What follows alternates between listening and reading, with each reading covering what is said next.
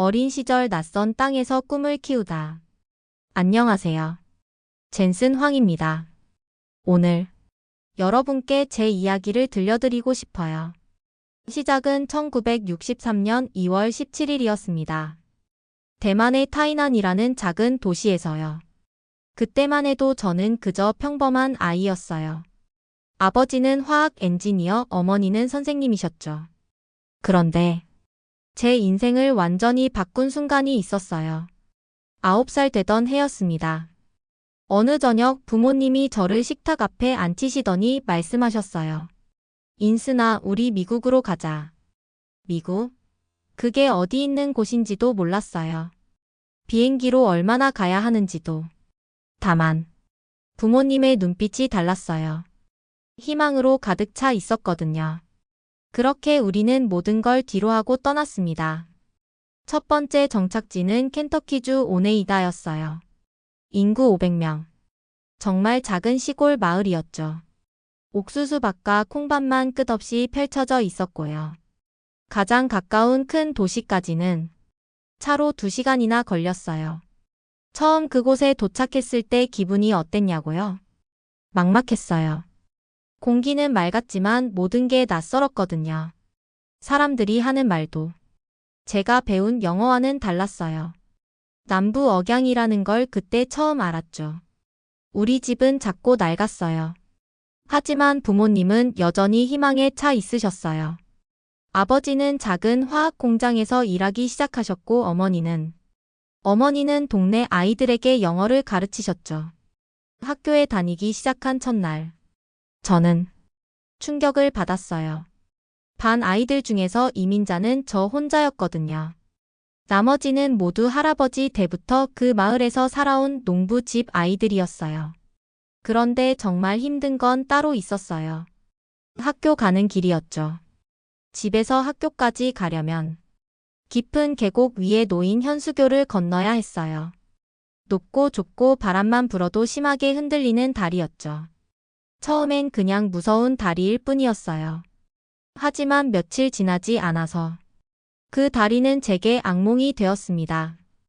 야, 저기 중국 애가 온다. 몇 명의 아이들이 매일 그 다리에서 저를 기다리고 있었어요. 제가 다리 한복판쯤 왔을 때 그들은 다리를 세게 흔들기 시작했어요. 떨어져 봐. 중국으로 돌아가. 처음엔 장난인 줄 알았어요. 하지만 시간이 갈수록 점점 더 심해졌죠.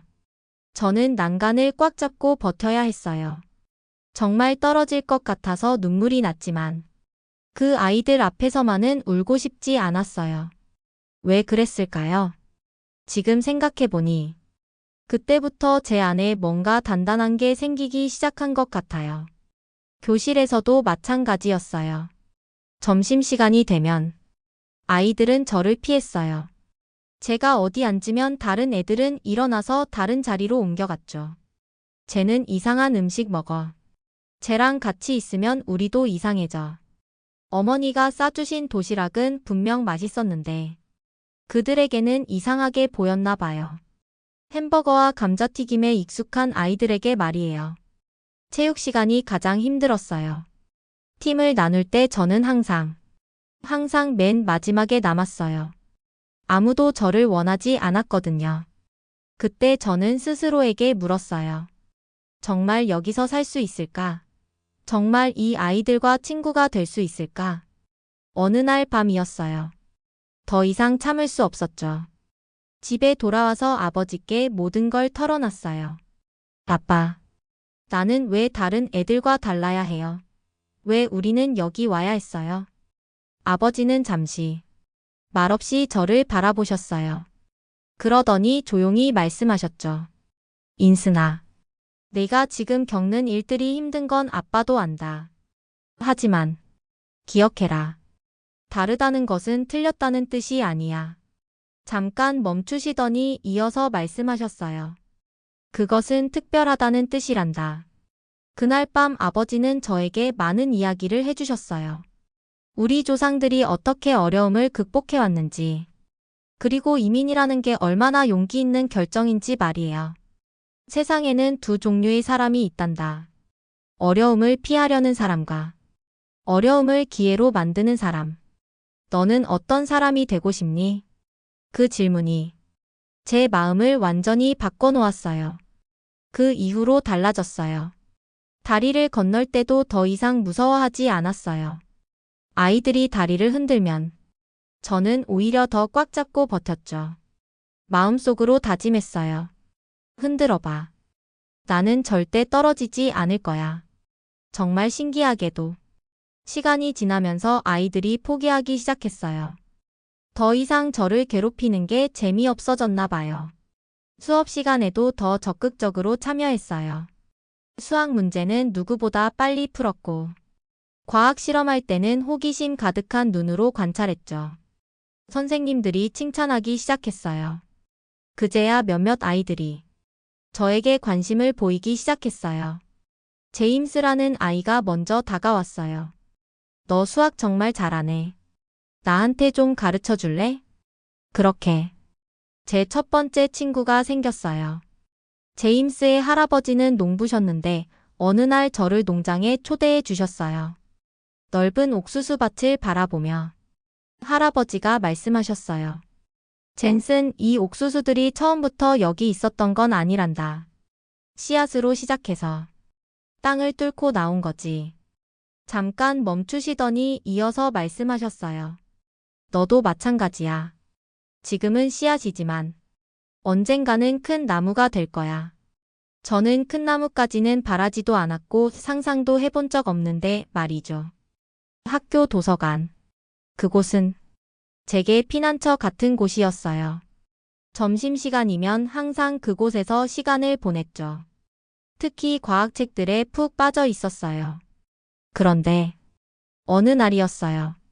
컴퓨터에 관한 책을 처음 봤어요. 1970년대 초반이었는데 컴퓨터는 아직 대부분 사람들에게 낯선 기계였죠. 하지만 저는 그 책을 읽으면서 전율을 느꼈어요. 이 작은 기계가 언젠가는 세상을 바꿀 수 있겠구나. 그 순간 알았어요. 제가 하고 싶은 일이 무엇인지, 어떤 꿈을 키워나가야 할지 말이에요. 그 시절 어머니의 고생을 지금 생각하면 가슴이 아파요. 낮에는 청소 일을 하시고 저녁에는 동네 아이들에게 영어를 가르치셨어요. 손톱은 항상 거칠었고 얼굴에는 피로가 가득했죠. 하지만 어머니는 제 앞에서 힘든 내색을 한 번도 하지 않으셨어요. 대신 매일 밤 제 숙제를 도와주시며 말씀하셨죠. 인스나, 공부는 네가 이 세상에서 설 수 있는 가장 확실한 다리란다. 그 누구도 내가 가진 지식은 빼앗아 갈 수 없어. 켄터키에서 2년을 보낸 후 우리는 오리건으로 이사했어요. 아버지가 더 좋은 직장을 구하셨거든요. 처음엔 또 다른 낯선 곳에서 다시 시작해야 한다는 게 두려웠어요. 하지만 이번엔 달랐어요. 켄터키에서의 경험이 저를 더 강하게 만들어 놓았거든요. 오리건의 포틀랜드는 완전히 달랐어요. 더 크고 더 다양한 사람들이 살고 있었죠. 저 같은 이민자 아이들도 많았고요. 포틀랜드의 알로하 고등학교에서 저는 처음으로 컴퓨터 수업을 들을 수 있었어요. 그때만 해도 컴퓨터는 집채만큼 큰 메인프레임이었지만 저는 그 앞에 앉아 있으면 시간 가는 줄 몰랐어요. 선생님이 저에게 말씀하셨어요. 젠슨, 너는 이 분야에 특별한 재능이 있는 것 같구나. 앞으로 컴퓨터가 세상을 많이 바꿀 거야. 그때부터 확신했어요. 제가 걸어가야 할 길이 어디인지 말이에요. 지금 돌아보면 그 모든 경험들이 소중해요. 켄터키의 그 무서운 다리를 건너면서 배운 용기, 외로운 점심시간을 견뎌내며 기른 인내심, 그리고 책을 통해 얻은 지식에 대한 갈망. 이 모든 것들이 저를 지금의 젠슨 황으로 만든 밑거름이 되었어요. 9살 어린 나이에 낯선 땅에 떨어진 한 소년이 어떻게 세계 최고의 기술 기업을 만들 수 있었을까요? 그 답은 바로 여기서 시작되었어요. 켄터키의 작은 시골 마을에서 말이에요. 어려움을 피하지 않고 정면으로 맞서는 용기. 다름을 부끄러워하지 않고 오히려 자신만의 강점으로 만드는 지혜. 그리고 무엇보다 포기하지 않는 끈기. 이것이 바로 제가 그 시절 배운 가장 소중한 교훈들이었어요. 여러분도 지금 어려운 시간을 보내고 계신가요? 그렇다면 기억해 주세요. 지금의 어려움은 내일의 강함을 만드는 씨앗이라는 걸 말이에요. 오리건에서의 고등학교 시절. 저는 조금씩 달라지고 있었어요. 켄터키에서 배운 것들이 제 안에서 자라고 있었죠. 더 이상 다른 사람의 시선을 두려워하지 않았어요. 오히려 저만의 길을 걸어가고 싶다는 마음이 강해졌어요. 알로하 고등학교에서 처음 컴퓨터를 만났을 때 그 순간이 제 인생의 전환점이었어요. 그 큰 메인프레임 앞에 앉아서 키보드를 두드리는 순간 전율이 흘렀어요. 이거다. 이게 바로 내가 하고 싶은 일이야. 그런데 문제가 있었어요. 대학 등록금이었죠. 부모님은 정말 많은 희생을 하셨어요. 아버지는 화학 공장에서 야근을 마다하지 않으셨고, 어머니는 낮에는 청소 일을, 저녁에는 과외를 하셨어요. 하지만 그것만으로는 부족했어요. 어느 날 저녁 저는 부모님께 말씀드렸어요. 제가 아르바이트를 하겠어요. 인스나 공부에 집중해야지. 아니에요, 아빠. 저도 우리 가족의 일원이에요. 제 몫은 제가 해야죠. 그렇게 저는 고등학교 때부터 일을 시작했어요. 주말에는 화장실 청소를, 방학 때는 식당에서 설거지를 했죠. 손톱 밑에 때가 끼고 손바닥에 물집이 잡혔어요. 하지만 이상하게 힘들다는 생각보다는 뿌듯했어요. 내가 내 미래를 위해 무언가를 하고 있구나. 오리건 주립대학교 입학. 그건 정말 꿈만 같았어요. 코벨리스라는 작은 대학 도시였지만 저에게는 온 세상이 열린 것 같았어요. 전기공학과에 입학했을 때 정말 가슴이 뛰었죠. 첫 수업 때 교수님이 말씀하셨어요. 여러분이 배울 전기공학은 미래를 만드는 학문입니다. 반도체, 컴퓨터, 통신. 이 모든 것이 여러분의 손에 달려 있어요. 그 순간 온몸에 전기가 흐르는 것 같았어요. 하지만 현실은 만만하지 않았어요. 대학 생활은 정말 힘들었어요. 아르바이트를 하면서 공부를 병행한다는 게 쉬운 일이 아니었거든요. 새벽 4시에 일어나서 캠퍼스 건물 청소를 했어요. 수업 끝나고는 도서관에서 과외를 했죠. 다른 학생들이 파티를 즐길 때 저는 책상 앞에 앉아 있었어요. 밤늦게까지 공부하고 다음 날 또 새벽부터 일어나는 생활의 연속이었죠. 가끔 정말 포기하고 싶었어요. 특히 수학이 너무 어려웠어요. 미적분학, 선형대수, 복소함수. 머리가 터질 것 같았죠. 하지만 그때마다 켄터키의 그 다리가 생각났어요. 그때도 포기하지 않았잖아. 지금도 해낼 수 있어. 2학년 어느 날이었어요. 전자회로 실험 시간에 처음으로 직접 회로를 만져봤어요.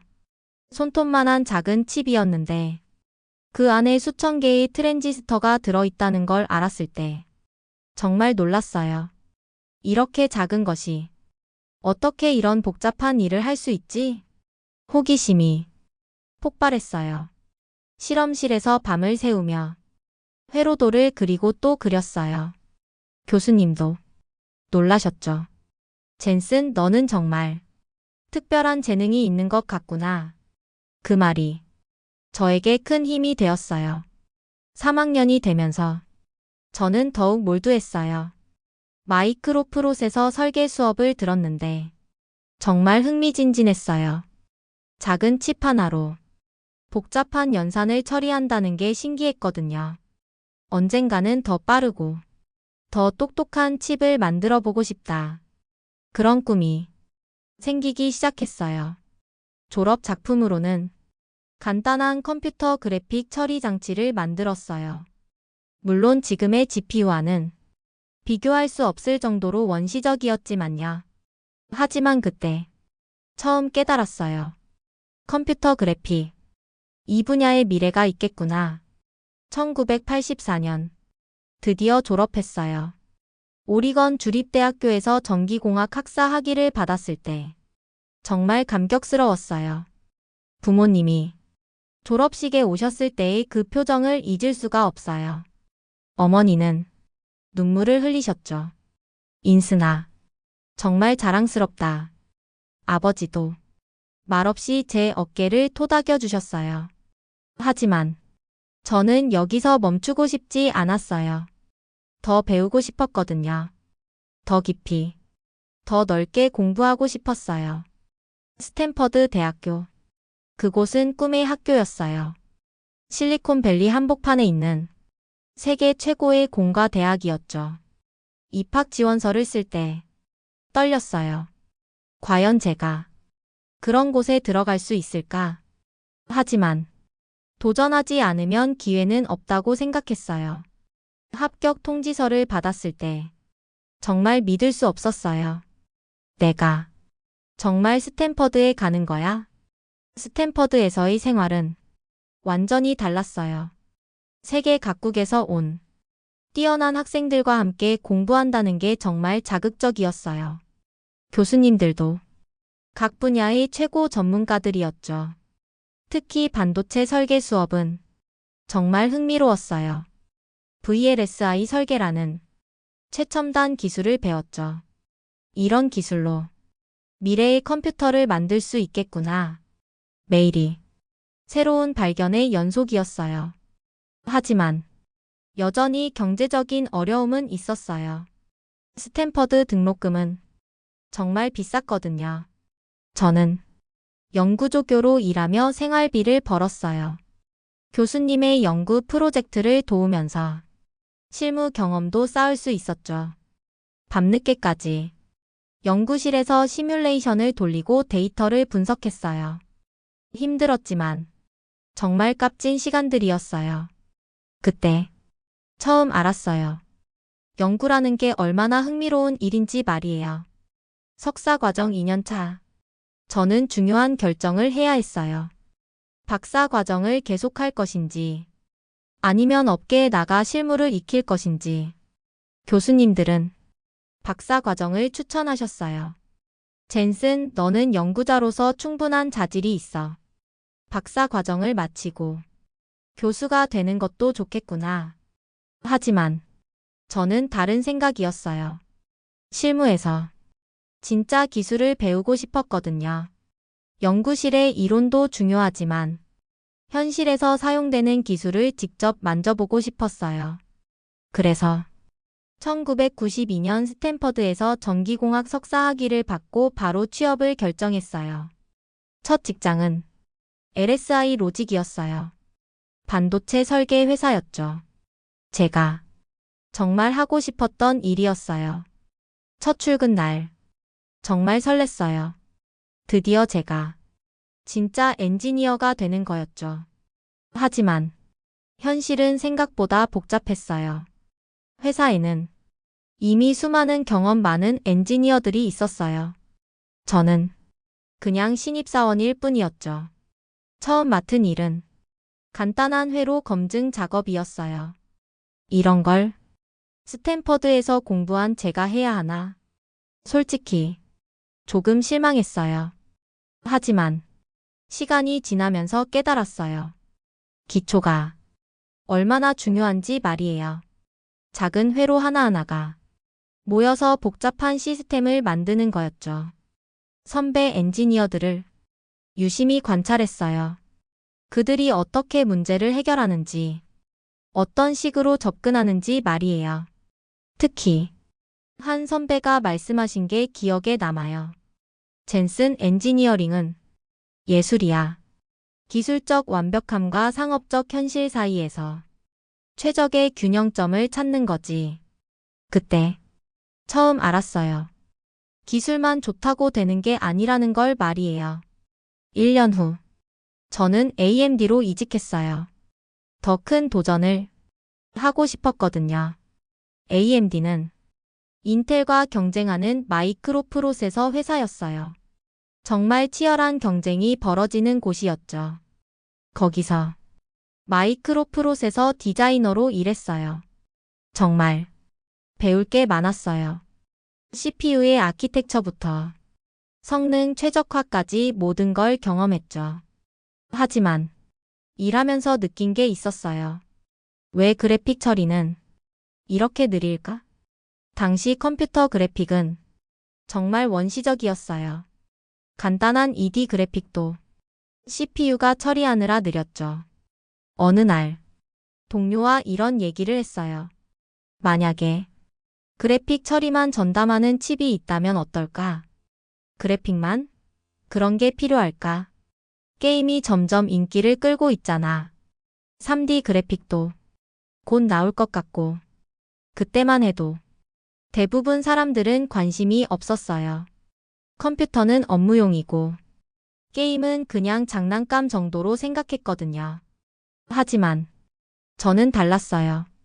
언젠가는 컴퓨터가 현실처럼 생생한 영상을 보여줄 거야. 그때가 되면 전용 그래픽 칩이 반드시 필요할 거야. 그런 확신이 있었어요. AMD에서 3년을 보내며 정말 많은 걸 배웠어요. 기술뿐만 아니라 사업에 대해서도 배웠죠. 어떻게 제품을 기획하고 어떻게 시장에 출시하는지, 고객의 니즈를 어떻게 파악하는지도요. 그런데 점점 답답해지기 시작했어요. 큰 회사에서는 혁신적인 아이디어를 실행하기가 어려웠거든요. 너무 많은 승인 과정이, 너무 많은 회의가 있었어요. 내가 정말 하고 싶은 일을 할 수 있을까? 그런 고민이 깊어졌어요. 1993년이 되었을 때 저는 30살이었어요. 어느 날 거울을 보며 스스로에게 물었어요. 지금까지 남의 꿈을 위해 살아왔는 건 아닐까? 정말 내가 하고 싶은 일은 무엇일까? 그때 확실히 알았어요. 저만이 기업을 만들고 싶다는 걸 말이에요. 제가 믿는 기술을 직접 만들어 보고 싶었어요. 특히 그래픽 처리 전용 칩에 대한 꿈을 포기할 수 없었어요. 다른 사람들이 뭐라고 하든 나는 이 길을 가보겠어. 그 무렵 2명의 동료를 만났어요. 크리스 말라초프스키와 커티스 프리엠이었죠. 우리는 비슷한 꿈을 가지고 있었어요. 기존의 방식에서 벗어나 정말 혁신적인 기술을 만들어 보고 싶다는 꿈 말이에요. 어느 날 저녁, 우리는 실리콘밸리의 한 데니스 레스토랑에서 만났어요. 그 자리에서 인생을 바꿀 대화가 시작되었죠. 하지만 그 이야기는 다음 장에서 들려드릴게요. 대만의 작은 소년이 켄터키의 시골에서 버텨내며 배운 끈기, 오리건과 스탠퍼드에서 쌓아올린 지식과 경험, 그리고 LSI와 AMD에서 익힌 실무 노하우, 이 모든 것들이 하나로 모여지고 있었어요. 30살의 젠슨 황은 이제 진짜 꿈을 향해 도약할 준비가 되어 있었습니다. 무엇이 기다리고 있는지 아무도 몰랐지만요. 1993년 4월, 제 30번째 생일이었어요.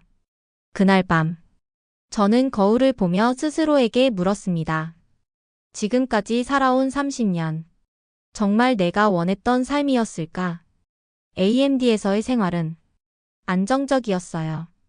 좋은 급여, 훌륭한 동료들, 그리고 미래가 보장된 커리어. 하지만 뭔가 부족했어요. 이대로 평생 남이 그린 그림 안에서 살아가야 하나? 그런 답답함이 점점 커지고 있었죠. 그 무렵 2명의 동료를 알게 되었어요. 크리스 말라초프스키와 커티스 프리엠이었죠. 크리스는 정말 똑똑한 엔지니어였어요. 하드웨어 설계에 천재적인 재능이 있었죠. 커티스는 소프트웨어와 알고리즘에 특화된 사람이었고요. 우리에게는 공통점이 있었어요. 기존의 방식에 만족하지 않는다는 것. 그리고 정말 혁신적인 기술을 만들어 보고 싶다는 꿈 말이에요. 어느 날, 크리스가 이런 말을 했어요. 젠슨, 우리 뭔가 재미있는 일을 해보지 않을래? 재미있는 일? 그래. 정말. 세상을 바꿀 수 있는 일 말이야. 그래서 우리는 만나기로 했어요. 장소는 실리콘밸리의 한 데니스 레스토랑이었죠. 아이러니하게도 그곳은 제가 15살 때 버스보이로 일했던 바로 그 체인 레스토랑이었어요.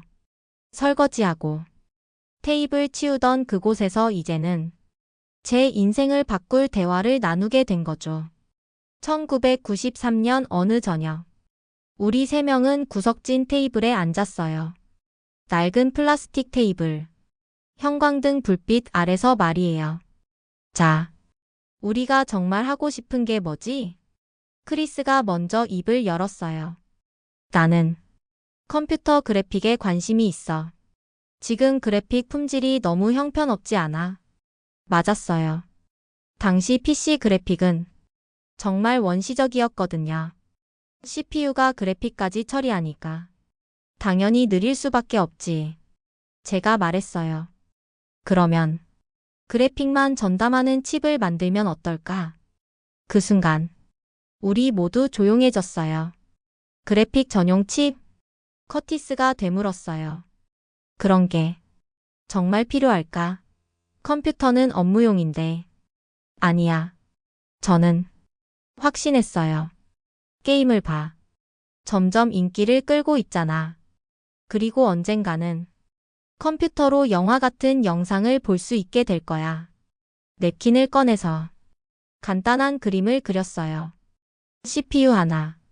그리고 그 옆에 GPU라고 써넣었죠. 그래픽스 프로세싱 유닛. GPU. 그때 처음 그 이름을 만들었어요. 하지만 시장이 있을까? 크리스가 걱정스러운 표정으로 물었어요. 게임이야. 그냥 아이들 장난감 아니야? 저는 고개를 저었어요. 아니야. 나는 게임이 미래의 킬러 애플리케이션이 될 거라고 생각해. 그때만 해도 대부분 사람들은 컴퓨터 게임을 진지하게 생각하지 않았어요. 하지만 저는 달랐어요. 어린 시절부터 게임을 좋아했거든요. 그 속에서 무한한 가능성을 봤어요. 3D 그래픽, 가상현실. 언젠가는 컴퓨터 안에서 완전히 새로운 세상을 경험할 수 있게 될 거야. 그날 밤, 우리는 4시간 넘게 이야기했어요. 처음엔 그냥 꿈 같은 이야기였어요. 하지만 점점 구체적인 계획이 되어갔죠. 그럼 정말 해보자. 커티스가 말했어요. 회사를 그만두고 창업하자는 거야? 왜 안 돼? 크리스가 웃으며 말했어요. 우리가 지금 하지 않으면 언제 하겠어? 그 순간 저는 켄터키의 그 다리가 생각났어요. 무서워서 건드릴 수 없었던 그 다리를. 하지만 결국 용기를 내서 건넜던 그 경험을 말이에요. 좋아. 해보자. 제가 말했어요. 하지만 이름부터 정해야겠네. 뭐가 좋을까? 우리는 한참 고민했어요. MV.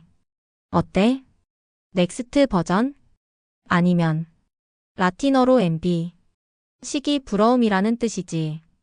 엔비디아. NVIDIA. 그렇게 우리 회사의 이름이 정해졌어요. 남들이 부러워할 만한 그런 기술을 만들자는 의미였죠. 하지만 현실은 냉혹했어요. 자본금이 필요했거든요.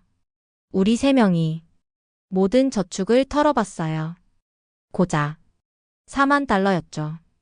이걸로 뭘 할 수 있지? 일단 시작해보자. 방법은 있을 거야. 크리스의 집 차고에서 엔비디아가 시작되었어요. 책상 몇 개, 컴퓨터 몇 대가 전부였죠. 에어컨도 없어서 여름엔 정말 더웠어요. 하지만 우리는 행복했어요. 드디어 우리만의 꿈을 향해 달려가고 있었거든요. 첫 번째 제품을 MV1이라고 명명했어요.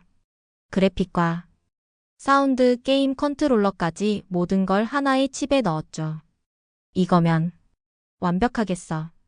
하지만 현실은 달랐어요. 너무 복잡했어요.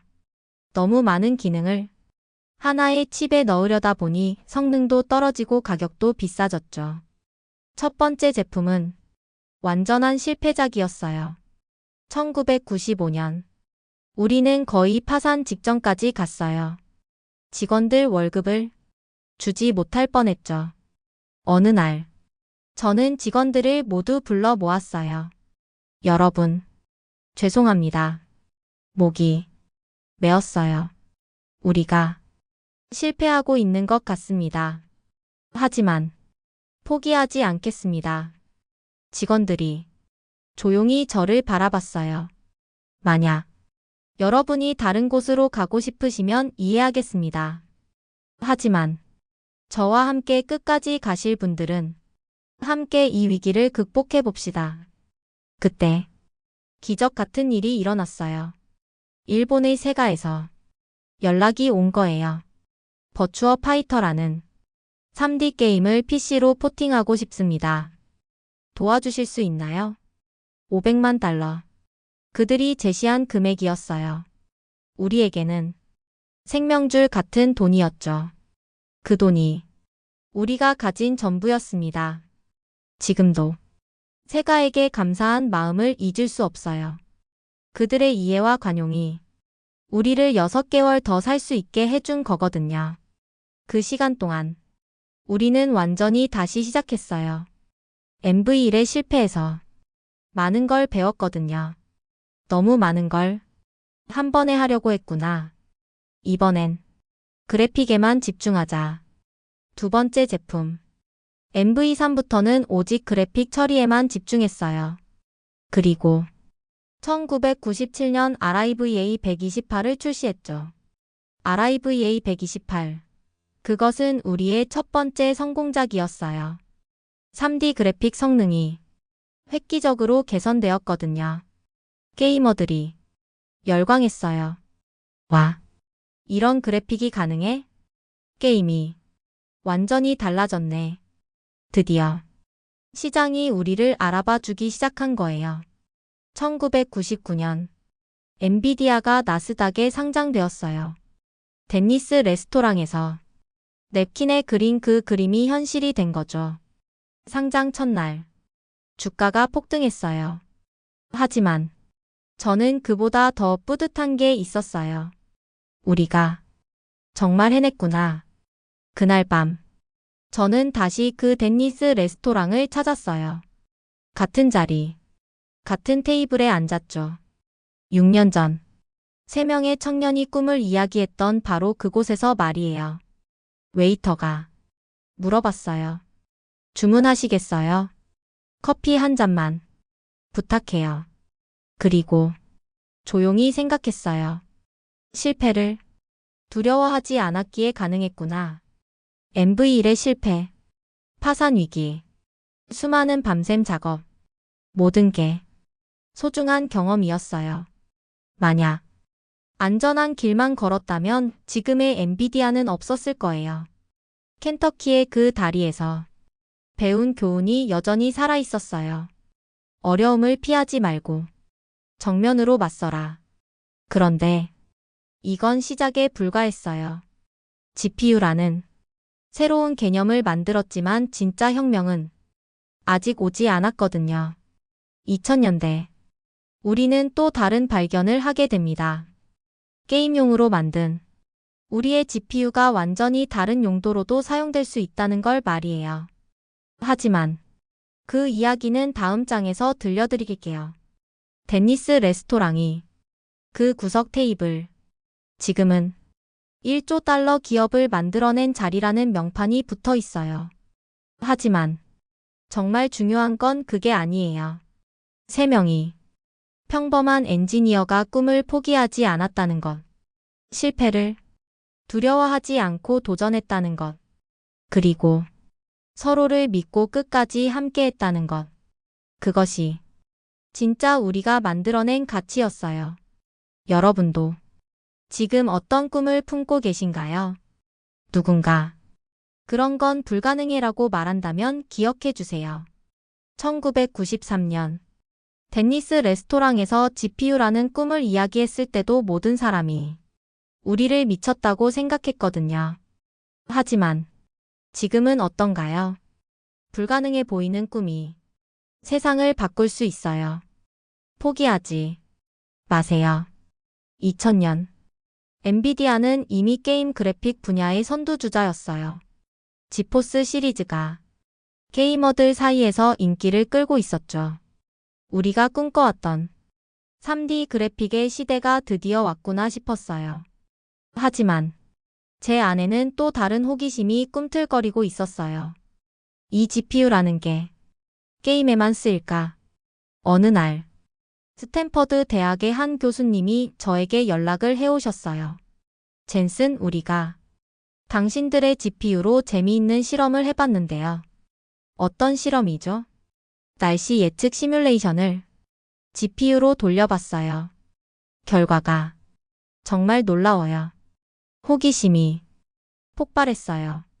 그분의 연구실을 찾아갔을 때 정말 놀랐어요. 우리가 게임용으로 만든 그래픽 카드가 복잡한 수치 연산을 CPU보다 수십 배 빠르게 처리하고 있었거든요. 어떻게 이런 일이 가능하죠? 그때 깨달았어요. GPU의 구조가 완전히 다르다는 걸 말이에요. CPU는 몇 개의 강력한 코어로 되어 있어요. 복잡한 연산을 순차적으로 처리하죠. 하지만 GPU는 수백, 수천 개의 작은 코어들이 동시에 일해요. 간단한 연산을 동시에 여러 개 처리할 수 있거든요. 이건 완전히 다른 컴퓨팅 패러다임이야. 2003년 더 깊이 연구해 봤어요.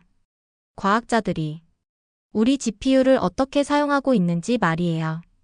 분자 시뮬레이션, 유체역학 계산, 심지어 암호화 연산까지 모든 분야에서 놀라운 성능을 보여주고 있었어요. 하지만 문제가 있었어요. GPU를 그래픽이 아닌 용도로 사용하려면 복잡한 방법을 써야 했거든요. 마치 스포츠카로 짐을 나르려고 하는 것처럼 말이에요. 그렇다면 이 문제를 해결해보자.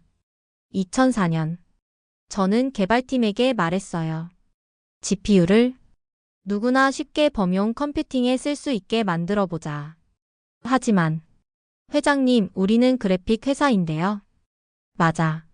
하지만 우리가 만든 기술이 더 많은 사람에게 도움이 될 수 있다면 해야 하지 않겠어?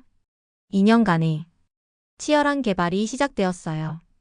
수학자들, 물리학자들, 컴퓨터 과학자들과 끊임없이 대화했죠. 어떻게 하면 GPU의 힘을 더 쉽게 쓸 수 있을까? 밤낮 없이 연구했어요. 그리고 2006년 드디어 CUDA를 발표했습니다. 컴퓨트 유니파이드 디바이스 아커텍처. GPU로 범용 컴퓨팅을 할 수 있게 해주는 플랫폼이었죠. 하지만 사람들의 반응은 냉담했어요. 게임 회사가 왜 과학 계산 플랫폼을 만드나? 이건 본업이 아니지 않나? 언론에서도 비판적이었어요. 주주들은 더욱 걱정했죠. 이런데 돈을 쓰면 게임 사업에 집중해야 하는 거 아니야? 그 무렵 정말 외로웠어요. 혼자서 먼 미래를 보고 있는 것 같았거든요. 어느 날 밤 사무실에서 혼자 생각했어요. 내가 정말 옳은 길을 가고 있는 걸까? 하지만 포기할 수 없었어요. 확신이 있었거든요. 언젠가 세상은 이 기술을 필요로 하게 될 거야. 2008년 첫 번째 신호가 왔어요. 대학들에서 CUDA를 이용한 연구 결과들이 나오기 시작한 거예요. 생물학, 화학, 물리학, 심지어 경제학까지 모든 분야에서 GPU의 병렬 처리 능력을 활용한 놀라운 연구들이 발표되었죠. 이제 사람들이 알아주기 시작하는군. 하지만 진짜 변화는 2012년에 일어났어요. 그해 이미지넷이라는 이미지 인식 대회가 있었어요. 컴퓨터가 사진을 보고 무엇인지 맞추는 대회였죠.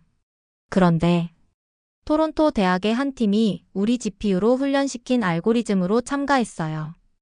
알렉스넷이라고 불렸죠. 결과는 충격적이었어요. 기존 최고 성능이 26% 오류율이었는데 알렉스넷은 15.3%를 기록한 거예요. 10% 이상이 엄청난 차이였죠. 그 순간 저는 소름이 돋았어요. 드디어 이 순간이 왔구나. 그날 밤 집에 돌아와서 아내에게 말했어요. 여보, 우리가 역사를 만든 것 같아. 무슨 말이야? 인공지능. 그 시대가 드디어 시작된 거야.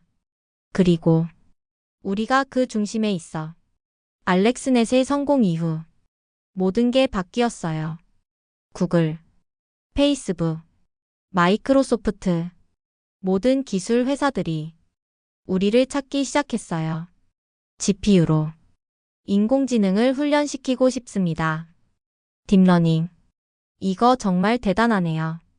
2015년 더 놀라운 일이 일어났어요. 구글의 알파고가 등장한 거예요. 바둑이라는 인간 고유의 영역에서 컴퓨터가 승리했죠. 그 알파고도 우리 GPU로 훈련되었어요. 이세돌 구단과의 대국을 지켜보면서 정말 감격스러웠어요. 30년 전 켄터키의 그 작은 소년이 꿈꾸던 미래가 현실이 되었구나. 하지만 여기서 멈출 수 없었어요. AI 혁명은 이제 시작일 뿐이었거든요. 2016년 저는 다시 한번 큰 결정을 했어요. 우리는 이제 AI 회사입니다. 게임 그래픽 회사에서 AI 플랫폼 회사로의 완전한 변신이었죠. 그때부터 정말 바쁜 나날들이 시작되었어요. 자율주행차, 의료진단, 금융분석, 모든 분야에서 AI가 활용되기 시작했거든요. 우리 GPU가 그 모든 혁신의 중심에 있었어요. 테슬라의 자율주행 시스템도 우리 칩으로 동작했죠. 2017년 GTC에서 발표했을 때를 기억해요. AI가 소프트웨어를 먹어치우고 있고 소프트웨어가 세상을 먹어치우고 있습니다. 그 순간 청중들의 반응이 뜨거웠어요. 모든 사람이 이 변화를 느끼고 있었거든요. 2018년 또 다른 획기적인 순간이 왔어요. 오픈 AI에서 GPT라는 언어 모델을 발표한 거예요. 그것도 우리 GPU로 훈련된 모델이었죠. 컴퓨터가 인간처럼 글을 쓸 수 있다니 정말 꿈만 같았어요. 2020년 코로나 팬데믹이 왔을 때도 우리 기술이 활약했어요. 바이러스 연구, 백신 개발, 치료제 발견, 모든 곳에서 GPU의 병렬 처리 능력이 필요했거든요. 우리 기술이 인류를 구하는 데 도움이 되고 있구나. 그때 정말 보람을 느꼈어요. 그리고 2023년 챗GPT가 등장했죠. 전 세계가 AI에 열광하기 시작했어요. 갑자기 모든 사람이 AI를 이야기하기 시작한 거예요. 엔비디아의 주가도 하늘 높이 치솟았죠. 하지만 저는 그보다 더 기뻤던 게 있었어요. 드디어 사람들이 우리의 비전을 이해하기 시작했구나. 2006년 CUDA를 발표했을 때는 아무도 관심이 없었어요. 하지만 17년이 지난 지금은 모든 사람이 그 가치를 알고 있어요. 이제 AI 없는 세상은 상상할 수 없게 되었거든요. 지금 2025년을 살아가면서 생각해봐요. 스마트폰이 AI 비서 자율주행차 의료진단 AI. 우리 주변 모든 곳에 AI가 있어요. 그리고 그 모든 AI의 뒤에는 GPU가 있죠. 30년 전 게임용으로 시작된 작은 칩이 이제는 인류의 미래를 바꾸고 있어요. 하지만 이건 시작에 불과해요. 메타버스, 디지털 휴먼, 범용 인공지능. 앞으로 더 놀라운 변화들이 기다리고 있어요. 그 모든 변화의 중심에서 우리가 기여할 수 있다는 게 정말 자랑스러워요. 돌이켜보면 정말 기적 같은 여정이었어요. 2000년대 초 과학자 한 분이 우리 GPU로 날씨 예측을 해보신 것이 이 모든 혁명의 시작이었거든요. 작은 우연한 발견이 세상을 바꾼 거예요. 만약 그때 우리는 게임 회사니까 라며 외면했다면 어떻게 되었을까요? 여러분도 지금 작은 기회를 마주하고 계실지 모르겠어요. 그 기회가 아무리 작고 무의미해 보여도 무시하지 마세요. 세상을 바꾸는 건 항상 작은 것에서 시작되거든요. 호기심을 잃지 마세요. 그리고 남들이 이상하다고 해도 자신의 직감을 믿어보세요. 저희가 AI 혁명을 이끌 수 있었던 것도 결국은 작은 호기심에서 시작되었으니까요. 리더십 철학 실패를 두려워하지 않는 용기. 30년이 넘게 CEO로 일하면서 많은 걸 배웠어요. 기술보다 중요한 게 사람이라는 걸 말이에요. 아무리 뛰어난 기술이 있어도 그걸 만들어내는 건 결국 사람이거든요. 오늘은 제가 그동안 배운 리더십에 대해 이야기해 보려고 해요. 곧 망한다는 심정으로 일하라. 이게 제가 직원들에게 자주 하는 말이에요. 처음 듣는 분들은 놀라시죠? 회장님, 우리 회사가 그렇게 위험한가요? 아니에요. 우리는 지금 세계에서 가장 성공한 기업 중 하나예요. 하지만 바로 그 때문에 더 조심해야 한다고 생각해요. 1990년대 우리가 정말 파산 위기에 있었을 때를 기억해요. 그때는 정말로 곧 망할 뻔했거든요. 하지만 그 위기감이 우리를 강하게 만들었어요. 모든 사람이 절박한 마음으로 일했죠. 혁신하지 않으면 살아남을 수 없다는 걸 알았거든요. 그런데 성공하고 나서는 어떻게 될까요? 사람들이 안주하기 시작해요. 우리는 이미 성공했으니까 괜찮겠지. 그런 마음가짐이 생기는 거예요. 하지만 기술 업계에서는 한순간에 모든 게 바뀔 수 있어요. 어제의 혁신이 오늘은 구식이 되고 오늘의 리더가 내일은 도태될 수 있거든요. 그래서 항상 위기의식을 갖고 있어야 한다고 생각해요. 제 리더십 스타일은 좀 독특하다고 말씀들 하세요. 저에게 직접 보고하는 사람이 40명이나 됐거든요. 보통 큰 기업의 CEO들은 5-6명 정도만 직접 보고받는데 말이에요. 젠슨 그렇게 많은 사람을 어떻게 다 관리해? 사실 저는 관리한다는 생각을 안 해요. 저는 1대1 미팅을 거의 하지 않아요. 정식 기획 사이클도 없고 상태 보고도 받지 않아요. 그럼 어떻게 회사를 운영하세요? 간단해요. 신뢰하는 거예요. 제가 믿는 건 이거예요. 똑똑한 사람들을 뽑아서 그들에게 자율성을 주면 그들 스스로 최선의 결과를 만들어낸다는 것. 매일 보고서를 받고 세세한 진척 상황을 체크하는 건 오히려 방해가 돼요. 창의성을 죽이거든요.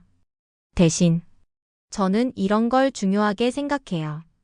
투명성, 그리고 솔직함. 회사에서 일어나는 모든 일을 직원들과 공유해요. 좋은 소식도 나쁜 소식도 모두 다 말이에요. 지금 우리가 이런 어려움을 겪고 있다. 같이 해결해보자. 이런 식으로 접근하는 거죠.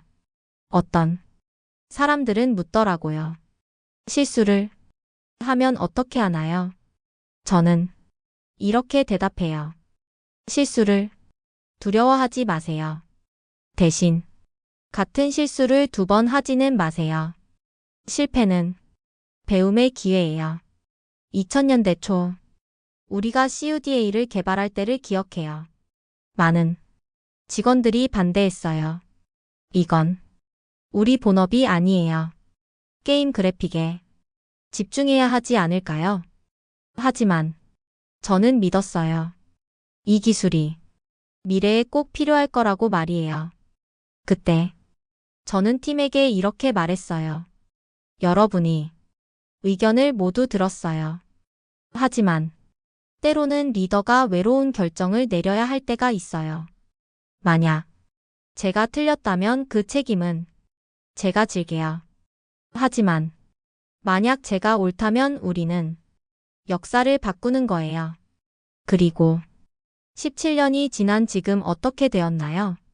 CUDA는 AI 혁명의 핵심이 되었어요. 당시 반대했던 직원들도 지금은 자랑스러워해요. 역시 회장님 판단이 맞았네요. 하지만 저는 이렇게 말해요. 우리 모두가 해낸 거예요. 리더의 역할이 뭐라고 생각하세요? 저는 이렇게 생각해요. 사람들이 자신의 최고 역량을 발휘할 수 있도록 돕는 것. 그리고 때로는 그들이 보지 못하는 미래를 먼저 보고 그 길로 인도하는 것. 하지만 무엇보다 중요한 건 겸손함이에요. 전략은 제가 말하는 것이 아니라 여러분이 행동하는 것입니다. 이것도 제가 자주 하는 말이에요. 아무리 훌륭한 전략을 세워도 실행하지 않으면 의미가 없거든요. 그리고 실행하는 건 결국 현장의 직원들이에요. 계층을 없애려고 노력해요. 저희 회사에 오시면 놀라실 거예요. CEO인 제가 신입사원과 같은 공간에서 일하거든요. 누구나 언제든지 저에게 다가와서 아이디어를 제안할 수 있어요. 회장님, 이런 아이디어가 있는데요. 좋아. 한번 들어보자. 물론 모든 아이디어가 채택되는 건 아니에요. 하지만 모든 아이디어를 진지하게 들어봐요. 왜냐하면 혁신은 예상치 못한 곳에서 나오거든요. 신입사원이 아이디어가 회사를 바꿀 수도 있어요. 실패에 대한 제 철학을 말씀드릴게요. 빨리 실패하고 빨리 배우라. 실패를 숨기지 마세요. 오히려 공유하세요. 이런 시도를 했는데 실패했다. 하지만 이런 걸 배웠다. 그러면 다른 사람들도 같은 실수를 피할 수 있어요. 젊은 직원들에게 자주 하는 말이 있어요. 두려움을 친구로 만들어라. 두려움이 나쁜 게 아니에요. 두려움은 우리가 중요한 일에 도전하고 있다는 신호거든요. 만약 두렵지 않다면 그건 너무 쉬운 일을 하고 있다는 뜻일지도 몰라요. 30년 넘게 CEO로 일하면서 가장 보람을 느끼는 순간이 언제인지 아세요? 직원이 성장하는 모습을 볼 때예요. 신입사원으로 들어왔던 사람이 팀장이 되고 부서장이 되고 때로는 다른 회사의 CEO가 되기도 해요. 그럴 때마다 정말 자랑스러워요. 사람에 투자하라. 이것도 제 철학 중 하나예요. 교육, 훈련, 멘토링 이런 데 아끼지 않고 투자해요. 단기적으로는 비용이 들 수도 있어요. 하지만 장기적으로는 그보다 더 큰 가치를 만들어내요. 어떤 분들은 이렇게 물어보세요. 젠슨, 성공의 비결이 뭐야? 저는 이렇게 대답해요. 운이 좋았어요. 하지만 그 운을 붙잡을 준비가 되어 있었어요. 준비라는 건 끊임없이 배우고 끊임없이 도전하는 거예요. 지금도 매일 새로운 걸 배우려고 노력해요. AI, 양자 컴퓨팅, 생명공학. 세상은 빠르게 변하고 있어요. 어제의 지식으로는 오늘의 문제를 해결할 수 없거든요. 리더는 항상 학생이어야 한다고 생각해요. 젊은 창업가들에게 조언을 해달라고 하시면 이렇게 말해요. 완벽한 계획을 세우려고 너무 오래 기다리지 마세요. 완벽한 계획이란 존재하지 않아요. 시작하면서 계속 수정해 나가는 거예요. 중요한 건 시작하는 것, 그리고 포기하지 않는 것. 30년 전 덴니스 레스토랑에서 냅킨에 GPU를 그렸을 때 이런 날이 올 거라고 상상했을까요? 솔직히 몰랐어요. 하지만 우리는 믿었어요. 우리가 하는 일의 가치를 믿었고 서로를 믿었어요. 그게 가장 중요한 것 같아요. 리더십이 무엇인가요? 저는 이렇게 생각해요. 사람들에게 희망을 주는 것. 그들이 스스로도 몰랐던 잠재력을 발견하도록 돕는 것. 그리고 함께 더 나은 미래를 만들어가는 것. 엔비디아가 지금의 성공을 거둘 수 있었던 건 저 혼자의 힘이 아니에요. 수많은 동료들이 함께 만든 결과예요. 실패를 함께 견뎌내고 성공을 함께 나눈 사람들 말이에요. 앞으로도 우리 앞에는 많은 도전이 기다리고 있을 거예요. AI의 다음 단계는 무엇일까요? 양자 컴퓨팅은 언제 현실이 될까요? 모르겠어요. 하지만 두렵지 않아요. 우리에게는 함께할 사람들이 있으니까요. 여러분도 어떤 도전을 마주하고 계신가요? 혼자 해결하려고 하지 마세요. 주변의 사람들을 믿어보세요. 그들에게 도움을 요청해 보세요. 그리고 무엇보다 자신을 믿으세요. 켄터키의 그 작은 소년이 여기까지 올 수 있었던 건 포기하지 않았기 때문이에요. 여러분도 포기하지 마세요. 실패를 두려워하지 마세요. 대신 실패에서 배우세요. 그리고 항상 기억하세요. 우리는 모두 함께 성장할 수 있다는 걸 말이에요. 지금 이 순간에도 어딘가에서는 새로운 꿈을 꾸는 사람이 있을 거예요. 그 꿈이 아무리 크고 불가능해 보여도 포기하지 마세요. 30년 전 저희도 불가능해 보이는 꿈을 꿨거든요. 하지만 지금은 어떤가요? 꿈은 현실이 될 수 있어요. 함께라면 더욱 확실하게요.